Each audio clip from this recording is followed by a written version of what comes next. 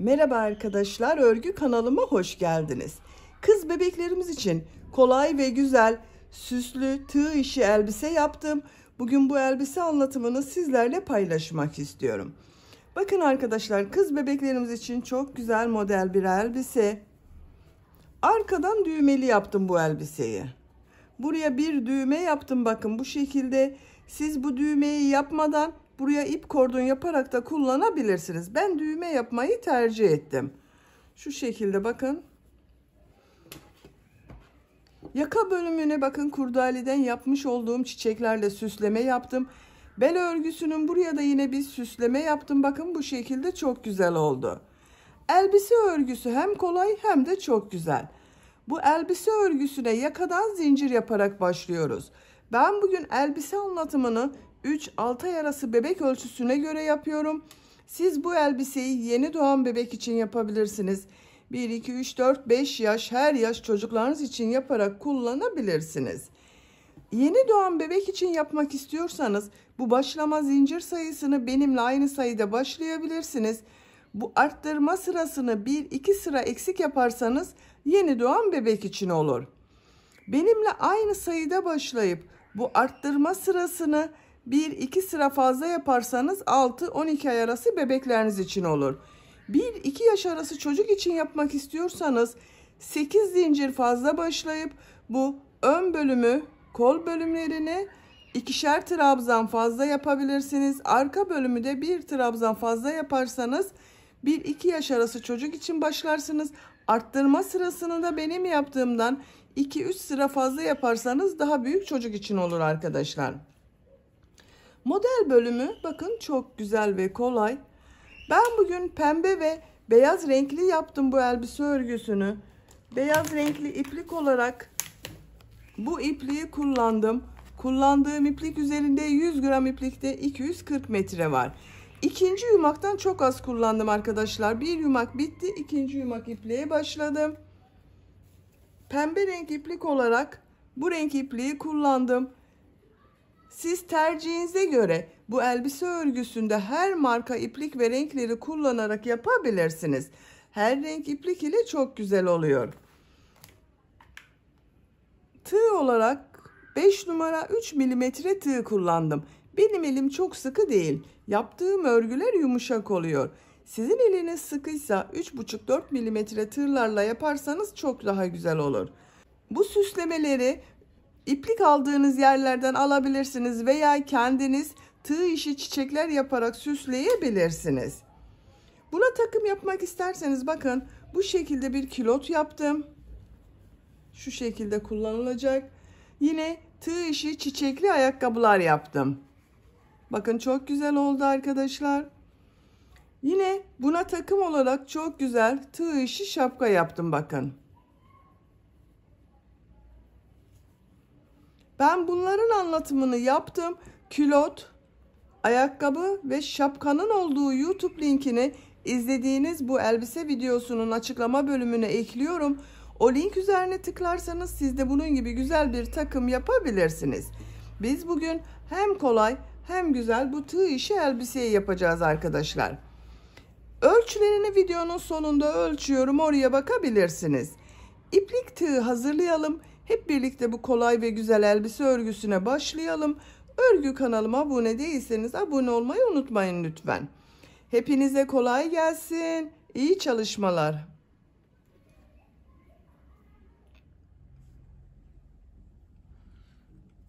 Örgüye yakadan zincir yaparak başlıyorum. İlk ilmeği ben bu şekilde yapıyorum. Size nasıl kolay geliyorsa ilk ilmeği öyle yapabilirsiniz. Zincirleri yapmaya başlıyorum. Çok sıkı zincirler yapmıyorum. 79 zincir yapalım. 79 zincir yaptım. Bu 79 zincirin kaç santimetre olduğunu ölçüyorum.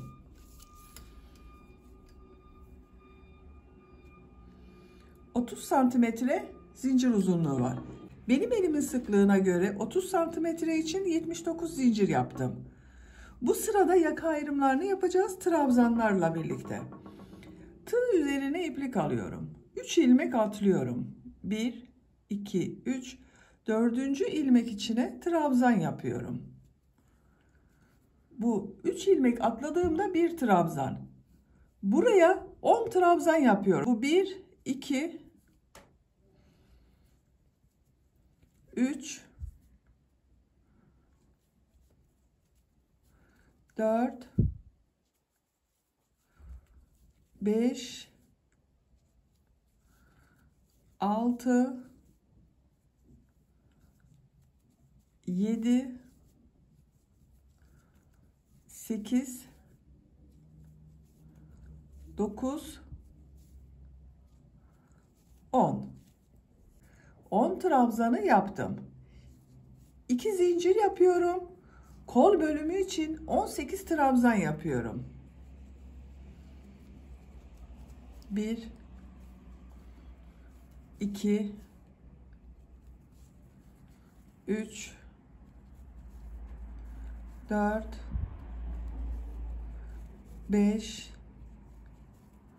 6, 7,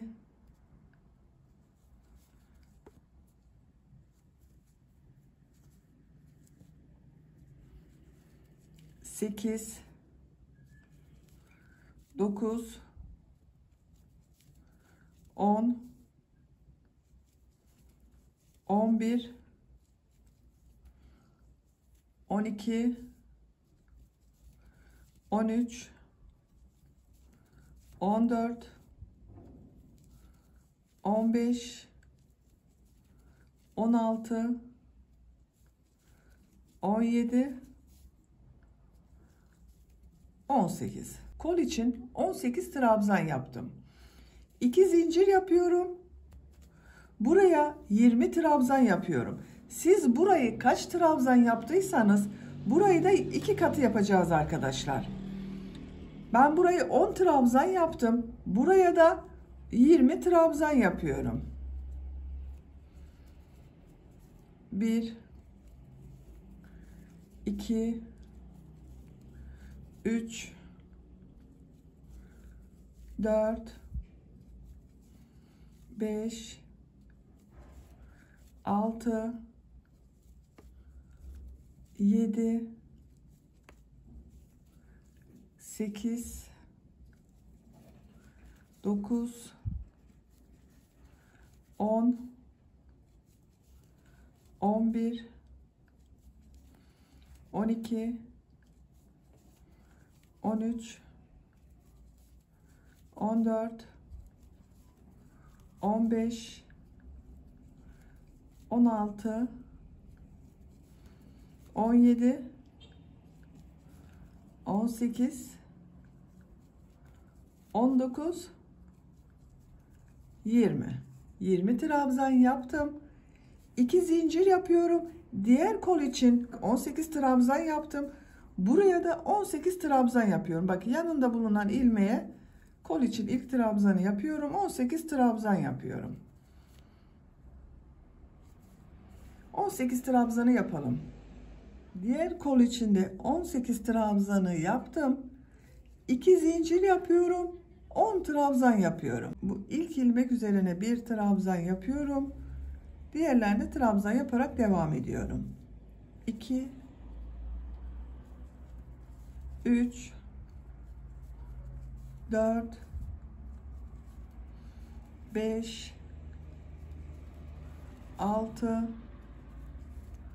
7, 8, 9,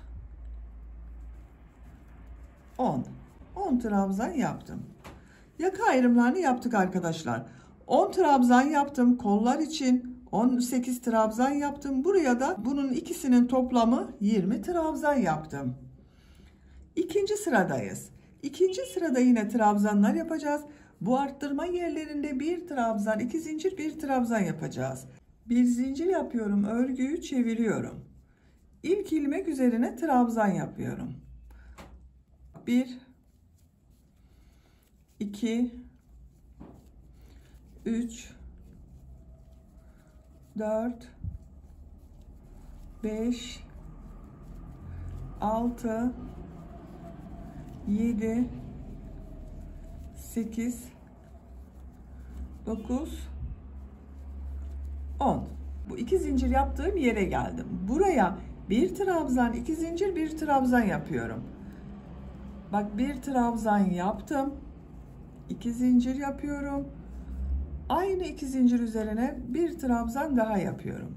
Bir trabzan, 2 zincir, bir trabzan oldu. Kol bölümünde bulunan ilmekler üzerine trabzan yaparak devam ediyorum.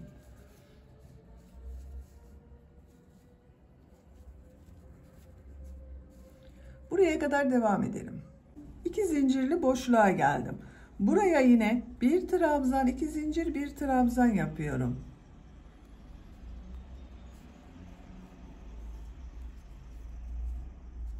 Diğer ilmeklere birer defa trabzan yapıyorum.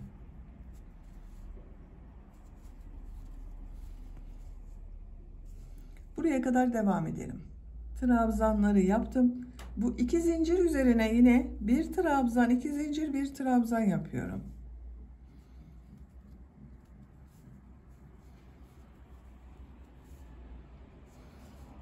Diğer ilmeklere trabzan yaparak devam ediyorum.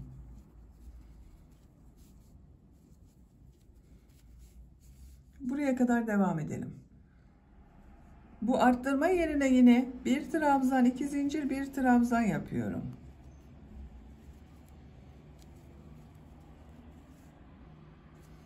Diğer ilmeklere trabzan yaparak devam ediyorum.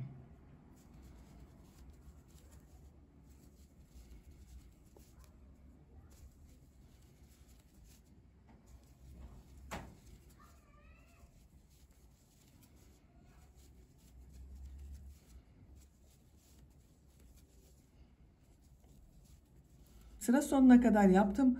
Burada 3 ilmek atlayarak yaptığım bir trabzan vardı. Bu son zincir üzerine bir trabzan yapıyorum. Burada da yine 2, 4, 6, 8, 10, 11 trabzan oldu. Sıra başında 11 trabzan oldu. 10 trabzan yaptık, bir arttırma yaptık. Burada da 11 trabzan oldu. Bakın arkadaşlar, yakanın şekli böyle. Arttırmalar artık bu bir trabzan, 2 zincir, bir trabzan şeklinde devam edecek. Üçüncü sıradayım. Bir zincir yapıyorum, örgüyü çeviriyorum. İlk ilmek üzerine trabzan yapıyorum. Diğer ilmekleri de trabzan yaparak devam ediyorum. Buraya kadar devam edelim. Arttırma yapacağım yere kadar bak, trabzanları yaptım. Bu 2 zincir üzerine bir trabzan, 2 zincir, bir trabzan yapıyorum.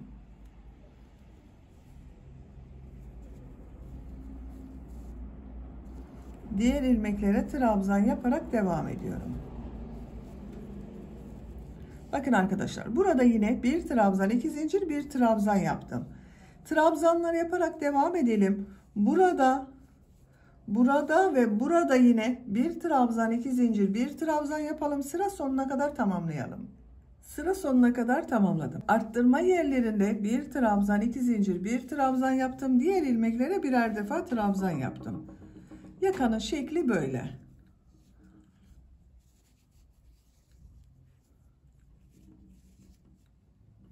Bakın arkadaşlar, görüntüsü böyle oluyor. Dördüncü sıradayım. Bir zincir yapıyorum, örgüyü çeviriyorum. İlk ilmek üzerine trabzan yapıyorum. Diğer ilmeklere de birer defa trabzan yapıyorum. Buraya kadar devam edelim. Arttırma yapacağım 2 zincire kadar trabzanları yaptım. Bu 2 zincir üzerine bir trabzan, 2 zincir, bir trabzan yapıyorum.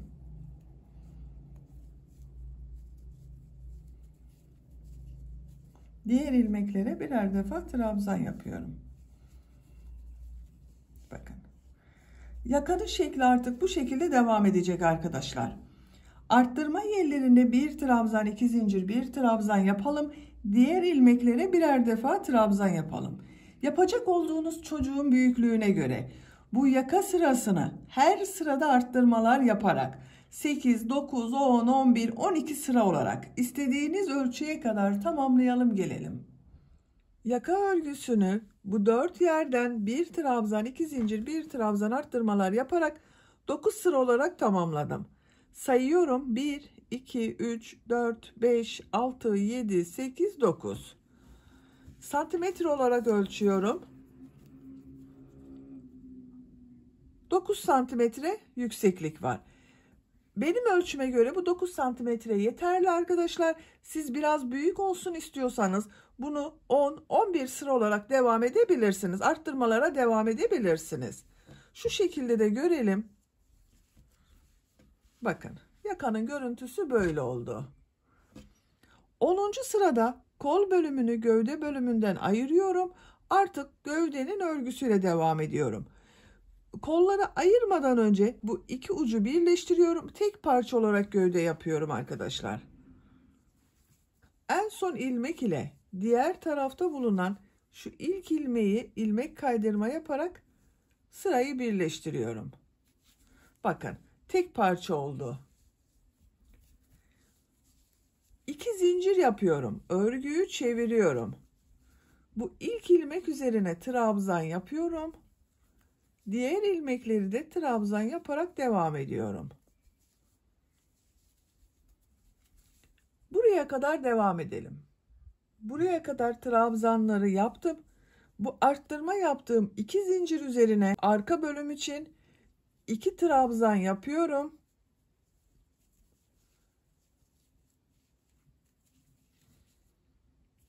Kol altı yapmak için 3 zincir yapıyorum. Çok sıkı zincir yapmıyorum. 3 zincir yaptım. Tığ üzerine iplik alıyorum. Kolda bulunan bütün ilmekleri atlıyorum. 2 zincir üzerine ön bölüm için 2 trabzan yapıyorum.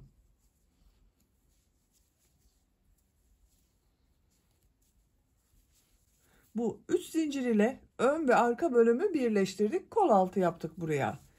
Diğer ilmekler üzerine birer defa trabzan yapıyorum.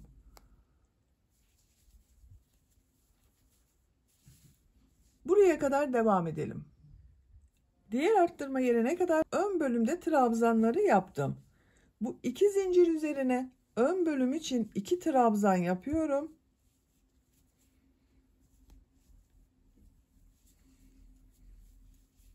Kol altı için 3 zincir yapıyorum. Tığ üzerine iplik alıyorum. Kolda bulunan bütün ilmekleri atlıyorum.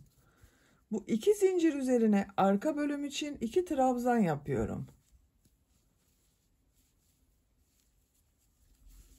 Diğer ilmeklere birer defa trabzan yapıyorum.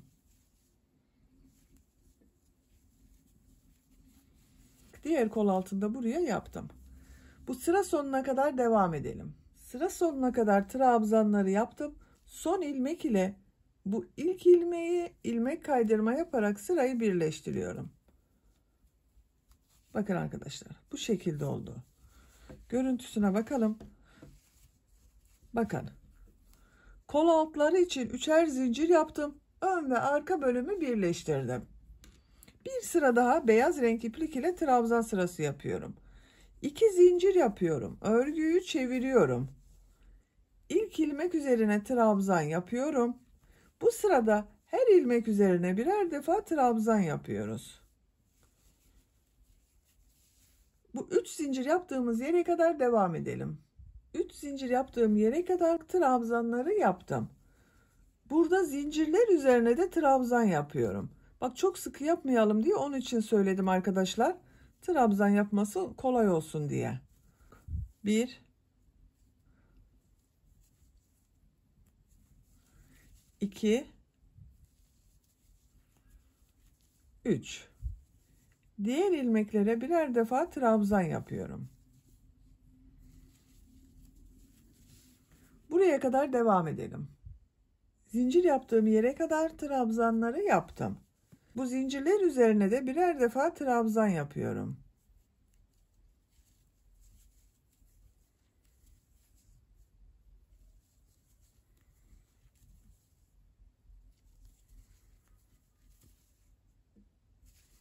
Diğer ilmeklere birer defa trabzan yapıyorum.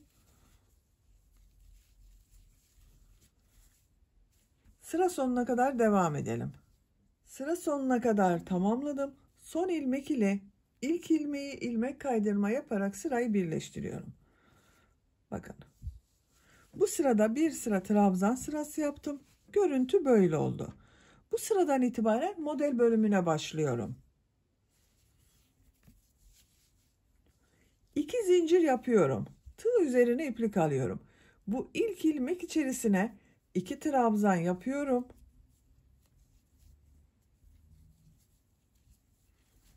Bu 2 zincir yaptığımda bir trabzan arkadaşlar. 2 zincir yapıyorum. Tığ üzerine iplik alıyorum. Aynı ilmek içine 3 trabzan yapıyorum.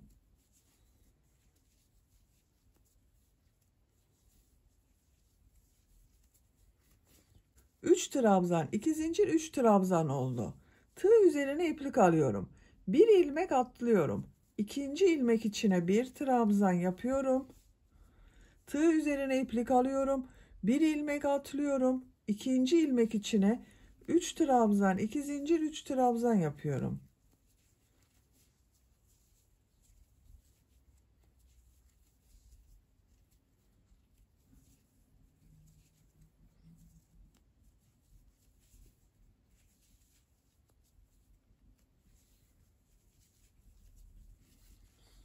Üç trabzan, 2 zincir, 3 trabzan yaptım aynı ilmek içine. Tığ üzerine iplik alıyorum. Bir ilmek atlıyorum. İkinci ilmek içine bir trabzan yapıyorum. Tığ üzerine iplik alıyorum. Bir ilmek atlıyorum. İkinci ilmek içine 3 trabzan, 2 zincir, 3 trabzan yapıyorum.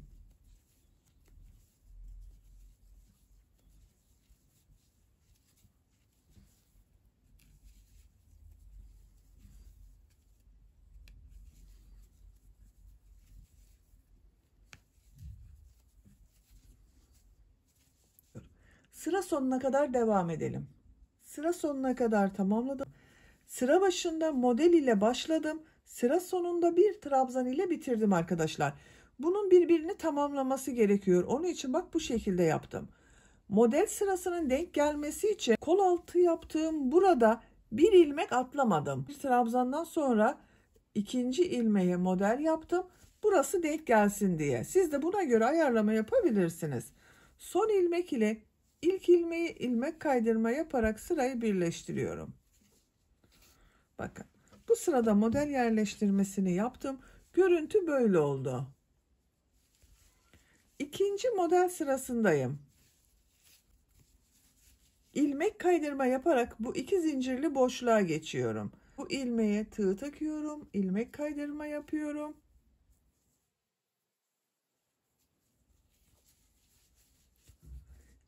İki zincirli boşluğa ilmek kaydırma yapıyorum. 2 zincir yapıyorum. Tığ üzerine iplik alıyorum. 2 trabzan, 2 zincir, 3 trabzan yapıyorum. Bak bu 2 zincirde 1 trabzan oluyor. 3 trabzan oluyor arkadaşlar. 3 trabzan oldu. 2 zincir yapıyorum. 3 trabzan yapıyorum.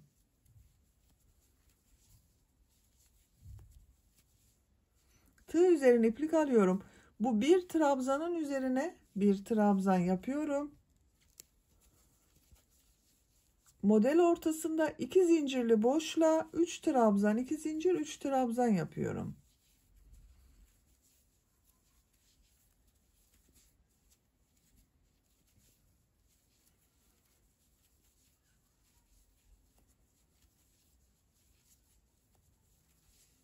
Üç trabzan, 2 zincir, 3 trabzan yaptım. Tığ üzerine iplik alıyorum.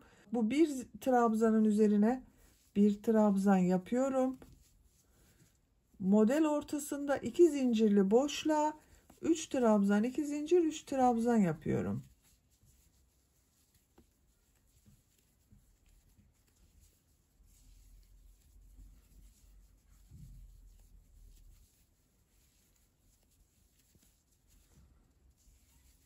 Bir trabzan üzerine de bir trabzan yapıyorum. Bakın. Model bu şekilde devam ediyor. Sıra sonuna kadar devam edelim. İlmek kaydırma yapalım, birleştirelim. Bir sonraki sıraya başlayalım.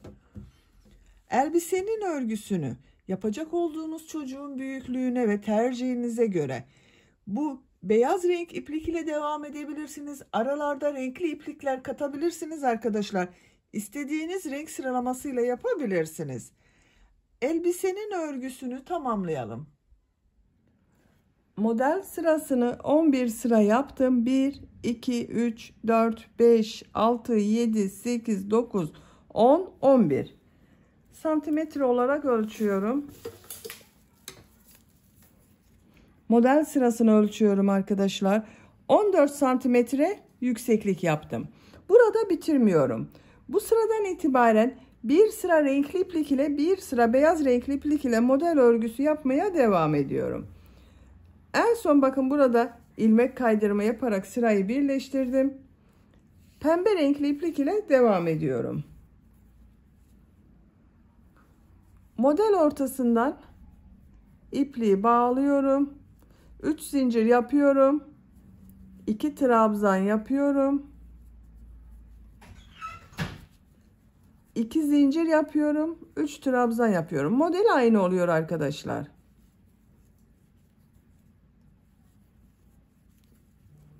Bir trabzan üzerine trabzan yapıyorum.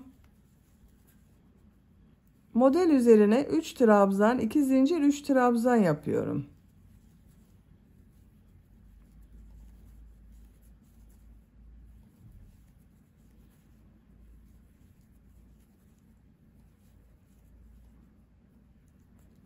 Bakın bu şekilde.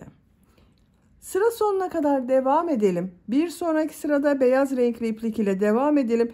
Bir sıra renkli iplik ile bir sıra beyaz renkli iplik ile etek bölümünün örgüsüne devam edelim. Model sırasını bakın renkli başladığım sıradan sonra 1, 2, 3 sıra pembe renkli yaptım. 1, 2, 3 sıra beyaz renkli yaptım. Burada bitirdim. Başlangıçtan itibaren sayıyorum. 1, 2, 3, 4, 5, 6, 7, 8, 9, 10, 11, 12, 13, 14, 15, 16, 17 model sırası oldu. Santimetre olarak ölçüyorum. Model sırasını ölçüyorum. 22 santimetre model sırası yaptım. Siz tercihinize göre bu modeli birkaç sıra devam ederek daha uzun elbise yapabilirsiniz. Veya 1-2 model sırası eksik yapabilirsiniz. Yükseklik tercihinize göre istediğiniz kadar yapabilirsiniz. Burada bitirmiyorum. Bakın en son ilmek kaydırma yaparak sırayı birleştirdim. Son sırada sık iğne sırası yapıyorum. Bakın bu şekilde düz devam etmiyorum. Bakın şu şekilde düz devam etmiyorum. Bir zincir yapıyorum. Örgüyü çeviriyorum. Bu yaptığım sık iğnenin kabarık görünmesi için örgünün ters tarafından sık iğne yapıyorum. Siz tercihinize göre bu düz taraftan devam edebilirsiniz. Her ilmek üzerine sık iğne yapıyorum. Bu 2 zincir üzerine 2 sık iğne yapıyorum. Diğer ilmeklere birer defa sık iğne yapıyorum.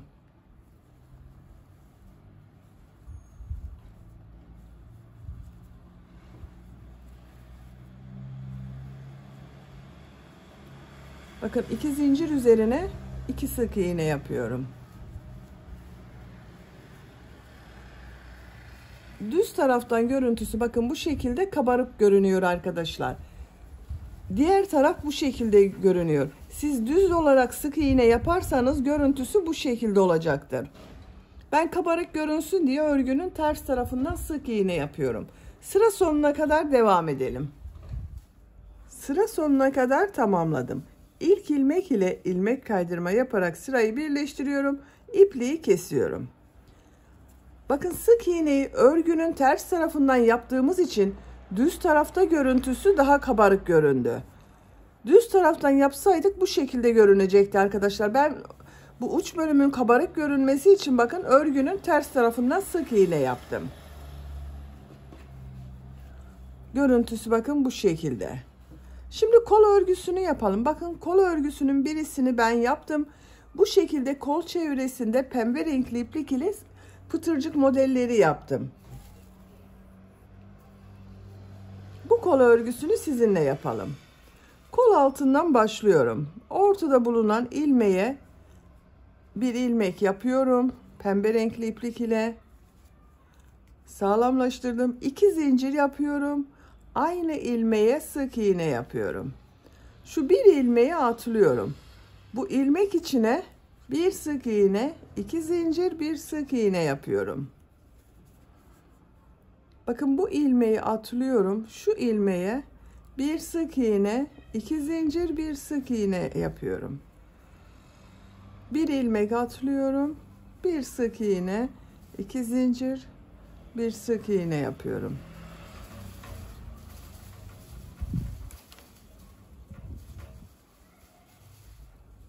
Bakın bu şekilde pıtırcık modeller oluyor. Sıra sonuna kadar devam edelim. Sıra sonuna kadar tamamladım. İlk ilmek ile ilmek kaydırma yaparak birleştiriyorum. İpliği kesiyorum. Bakın kol çevresinde pıtırcık model yaptık. Görüntüsü bu şekilde oldu. Diğer kol örgüsünü de aynı şekilde başlayıp yapabilirsiniz. Şimdi yaka örgüsünü yapalım. Arka bölümden başlıyorum. Bakın şuradan ipliği bağlıyorum.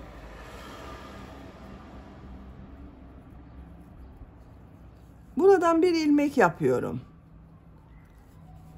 Bir sık iğne yapıyorum. Buraya düğme iliği yapacağız arkadaşlar.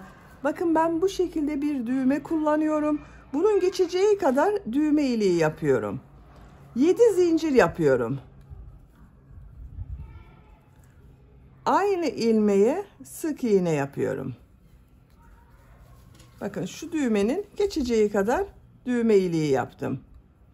Siz daha büyük düğme kullanıyorsanız bunu 8-9 zincir yapabilirsiniz. Veya 6 zincir de yapabilirsiniz.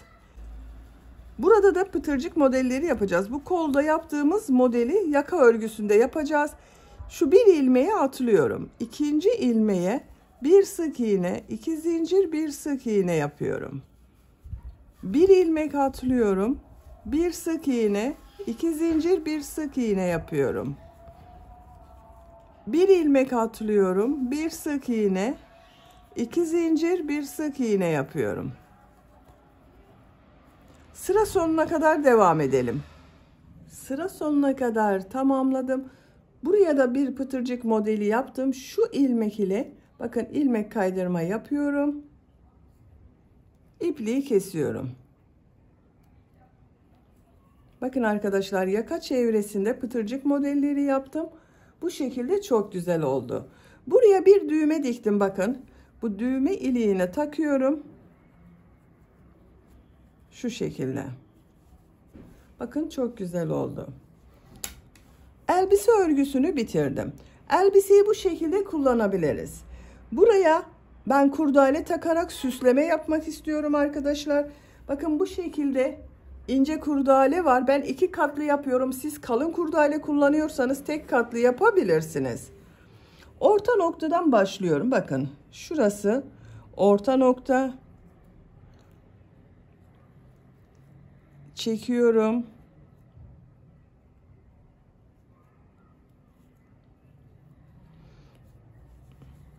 Bir trabzan altta kalıyor, bir trabzanı üstte bırakıyorum.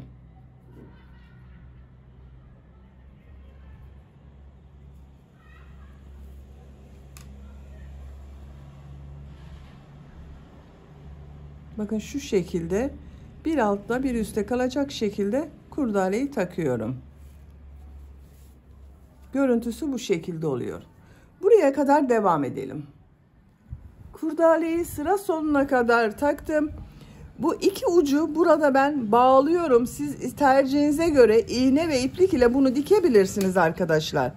Bakın şu şekilde ben 2 katlı yaptım. Burada ilmek var. İçinden çekiyorum. Bağlıyorum.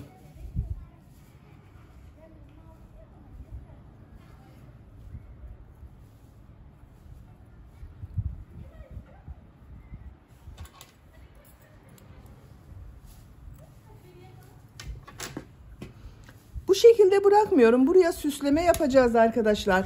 Ben bugün bu şekilde bakın çiçekli, inceli bir süsleme var. Bunu buraya dikiyorum. Siz isterseniz bu şekilde fiyonk da yapabilirsiniz bakın. Şu şekilde fiyonk yapıp buraya dikebilirsiniz. Bu fiyonk anlatımını ben yaptım. Tığ işi yapıyoruz arkadaşlar. Bu fiyonkun anlatımını yaptığım YouTube linkini bu elbise videosunun açıklama bölümüne ekliyorum. Siz o link üzerine tıklarsanız bu fiyonktan yaparak buraya dikebilirsiniz. Bakın fiyonklu da çok güzel oluyor. Ben bugün bu şekilde süsleme yapıyorum.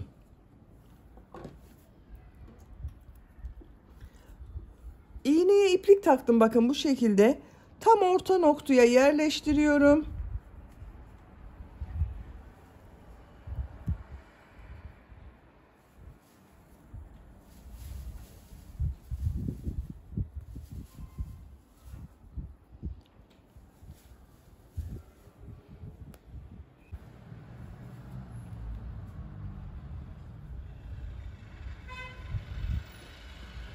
Birkaç yerinden tutturabilirsiniz.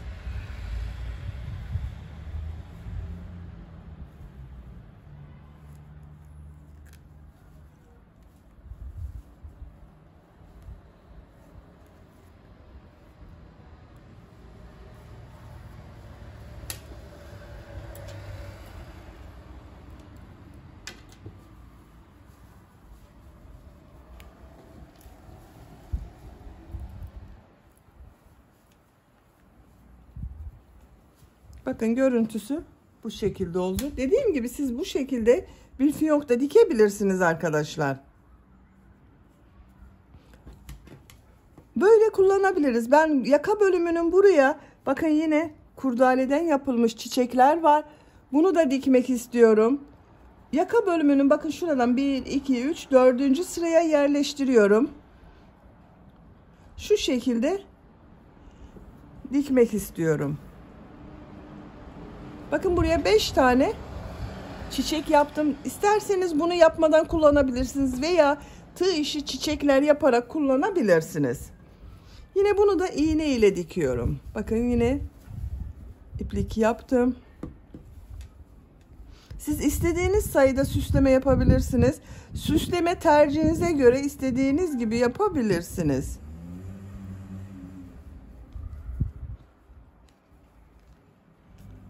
Ben bu şekilde süslemeyi tercih ettim.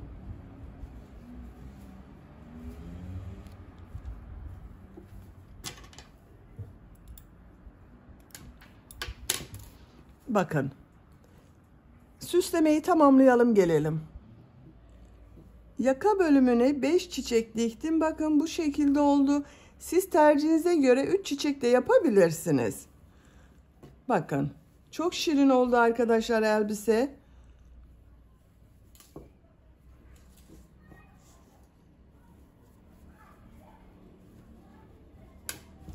Elbise örgüsünü bitirdik.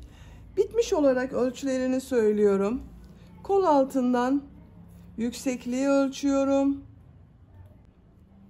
23 santimetre. Omuzdan tam yüksekliği ölçüyorum. 34 santimetre. Kol altından gövde genişliğini ölçüyorum. 23 santimetre. Ben bugün bu elbiseyi 3-6 ay arası bebek ölçüsüne göre yaptım. Bu şekilde oldu arkadaşlar. Beni dinlediğiniz ve izlediğiniz için hepinize çok teşekkür ederim. Örgü kanalıma abone değilseniz abone olmayı unutmayın lütfen. Sizlerle yeni örgülerde görüşmek dileğiyle. Hoşça kalın, sevgiyle kalın.